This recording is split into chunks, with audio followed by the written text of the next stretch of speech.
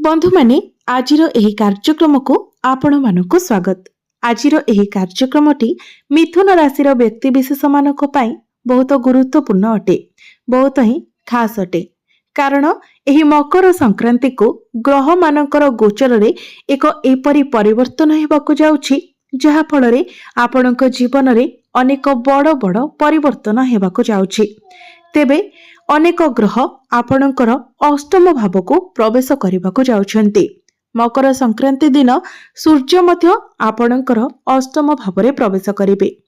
तेबे अष्टम भावटी को कुंडली रे भल बोली माना जाय न थाए, तो अनेक क्षेत्र रे आपणको सतर्कतार आवश्यकता रहिछि, प्रतिकारर आवश्यकता रहिछि।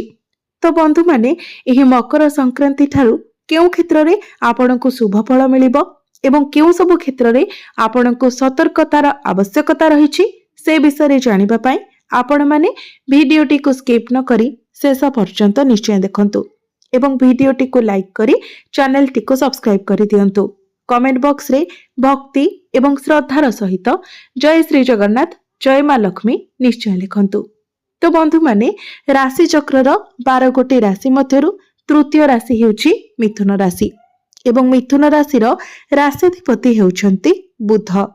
तेबे एही मकर संक्रांति परे बुध आपणकर अष्टम भाव को प्रवेश करिवे। तो बुध जेहेतु आपणकर प्रथम भावर अधिपति अटंती, तेणु आपणको आपणकर स्वास्थ्यर ध्यान रखिबाको पड़िबो। आपणकर त्वचा संबंधित किछिटा समस्या देखा देई पारे, स्किन रिलेटेड इश्यू देखा देई पारे, एलर्जी इन्फेक्शन भली समस्या देखा देई पारे। आपणकर माइंड को नेगेटिव थॉट्स आसी पारे, आपणकर मुंड बिंधा भली समस्या देखा देई पारे, इंडाइजेशन भली प्रॉब्लम देखा देई पारे। तो आपणको आपणकर खाद्य पेय प्रति मध्य सतर्क रहिबार अछि। आपण जेते पारिबे बाहर खाद्य को अवॉइड करंतु एवं हेल्दी फूड खाइबा को चेष्टा करंतु। जंक फूड फास्ट फूड ए सब ठारू दूरे रहंतु। विद्यार्थी मानक कथा जदि कहिबा तो ही मकर संक्रांति परे विद्यार्थी मानक मध्य निजर शिक्षा क्षेत्र रे टिके स्ट्रगल करबा को पड़ी पारे। शुक्र अष्टम भाव रे प्रवेश करिवे किंतु निजर मित्र राशि रे प्रवेश करिवे।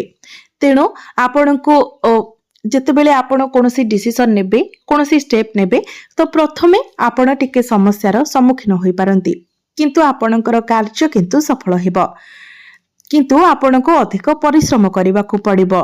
जोठारे जेतिके आवश्यक ताठारु अधिक परिश्रम आपण को करबा को पड़ी पारे। जदि आपण किछि एडमिशन नेबा पई चाहुछंती, किछि फॉर्म फिल अप करबा पई चाहुछंती, तो सेथिरे मध्ये टिके प्रॉब्लम दिखा देई पारे। एही मकर संक्रांति परे जदि आपणकर किछि एग्जाम अछि तो सेथि पई आपण को अधिक परिश्रम करबा को पड़िबो, नचेत आपण को सेतेटा शुभ फल मिलि परिबो नाही।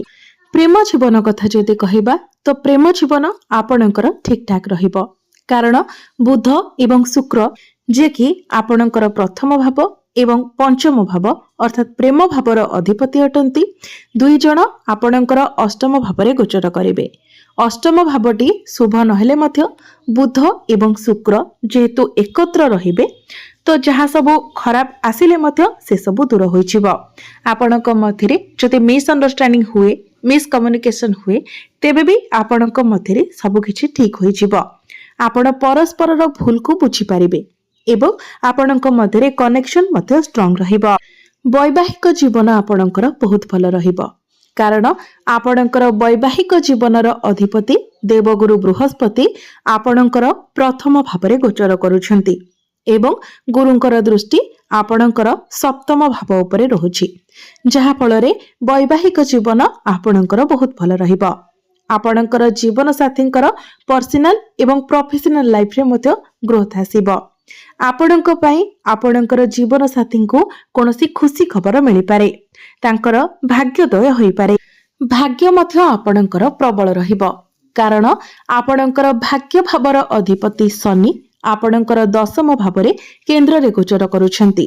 गुरुंकर दृष्टि मध्य आपणकर भाग्य भाव उपरे रहुछि।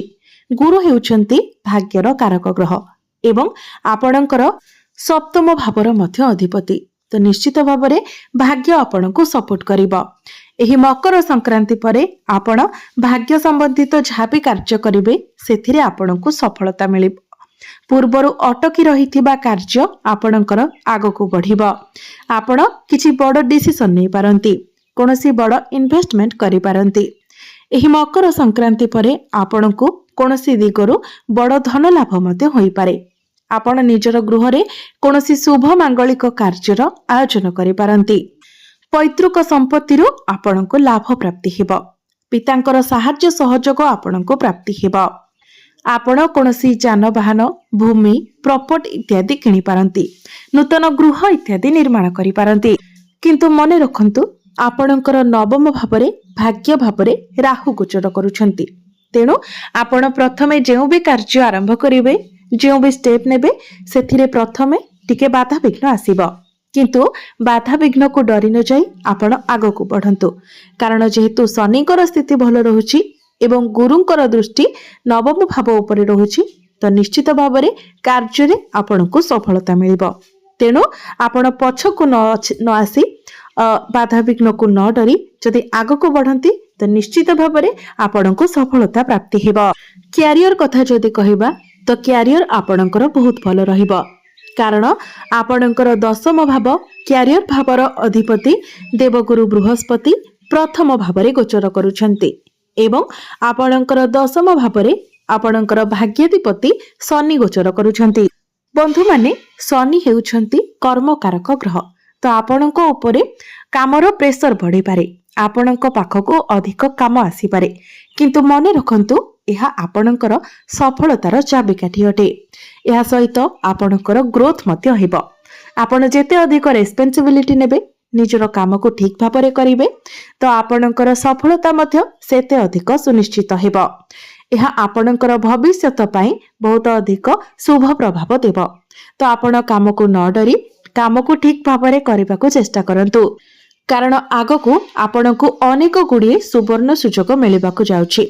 ଆପଣଙ୍କର କ୍ୟାରିୟରରେ ବହୁତ ବଡ଼ ଗ୍ରୋଥ ଆସିବାକୁ ଯାଉଛି। କ୍ୟାରିୟରକୁ ନେଇକି ଆପଣ ଯାହା ସବୁ ସ୍ୱପ୍ନ ଦେଖିଛନ୍ତି, ସେସବୁ ମଧ୍ୟ ସତ ହେବାକୁ ଯାଉଛି।